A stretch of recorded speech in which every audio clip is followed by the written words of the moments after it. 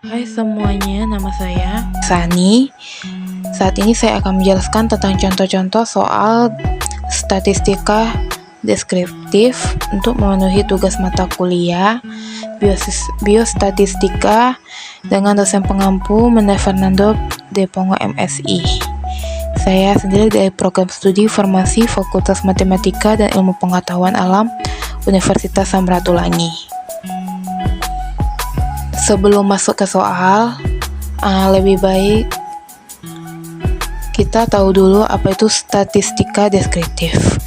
Nah, statistika deskriptif adalah metode-metode yang berkaitan dengan pengumpulan dan penyediaan suatu gugusan data sehingga memberikan informasi yang berguna. Yang pertama, contoh soal modus. Modus yaitu penjelasan tentang suatu kelompok data dengan menggunakan nilai yang sering muncul dalam kelompok data tersebut. Contohnya, 15 orang siswa dijadikan sebagai sampel dan diukur tinggi badannya.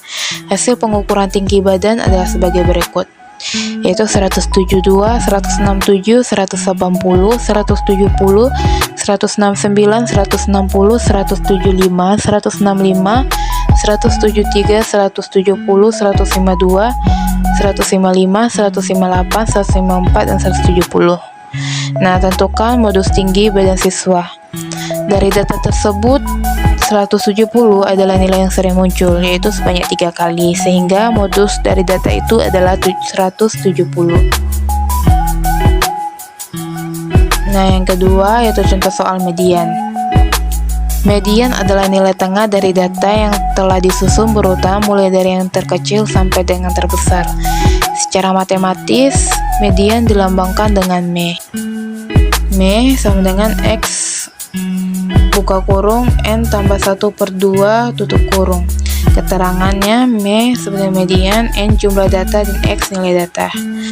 Dan masukkan M sama dengan X buka kurung 15 tambah 1 per 2 tutup kurung sama dengan X8.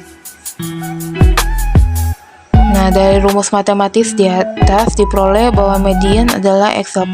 Untuk mengetahui X8 maka harus diurutkan terlebih dulu. Hasil pengurutan data adalah sebagai berikut. Nah, dari hasil pengurutan dapat diketahui X8 adalah 169. Lanjut ke contoh soal ketiga yaitu kuartil. Kuartil adalah nilai-nilai yang membagi data yang telah diurutkan ke dalam 4 bagian yang sama besar. Kuartil dinotasikan dengan Q. Kuartil terdiri dari 3 yaitu kuartil pertama Q1, kuartil kedua Q2, dan kuartil ketiga Q3.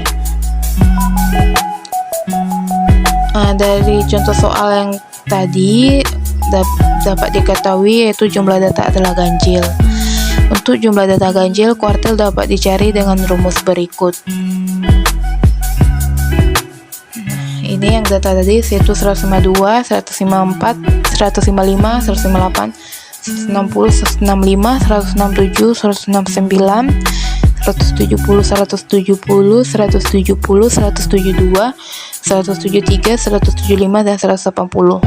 Untuk kuartil pertama yaitu X dikali 1/4 buka kurung N tambah 1 tutup kurung sama dengan X4 yaitu 198.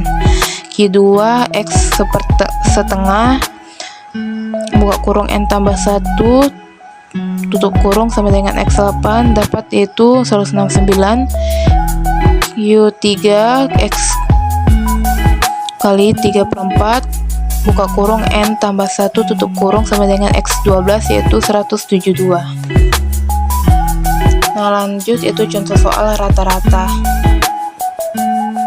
Rata-rata atau mean adalah ukuran statistik kecenderungan terpusat sama halnya seperti median dan modus. Rata-rata bisa dilambangkan dengan X bar. Nah, rumusnya sebagai berikut. Kita masih pakai soal yang tadi. Nah, dari data di atas dapat dihitung rata-rata dengan menggunakan rumus rata-rata. Kita masukkan rumus sama dengan 1/15 tutup kurung buka kurung penjumlahan dari semua data di atas tutup kurung. Dapat hasilnya yaitu 155,5. Lanjut ke contoh soal wilayah, kita masih pakai soal yang tadi. Nah, cara menentukan wilayah di atas yaitu wilayah sama dengan nilai dari yang tertinggi dikurang dari nilai yang terendah.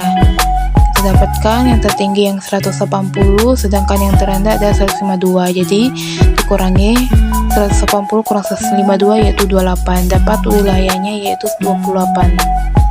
Selanjutnya yaitu jarak antar kuartil.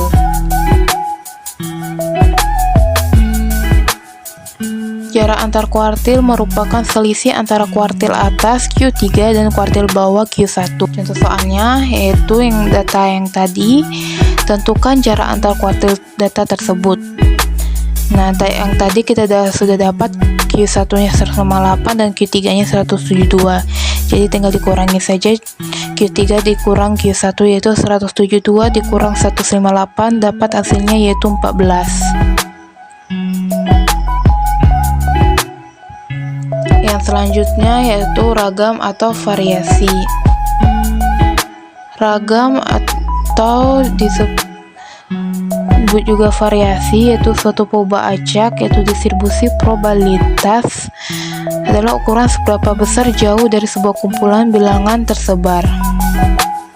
Contoh soalnya masih pakai data yang tadi. Pertama-tama untuk menentukan ragam, kita cari dulu rata-ratanya. Tadi sudah dapat rata-ratanya itu 155,5. Ragamnya, rumusnya sebagai berikut. Nah, rumus ragam dilambangkan dengan S kuadrat. S kuadrat yang sama dengan dapat dilihat di samping. Hasilnya yaitu 175,75.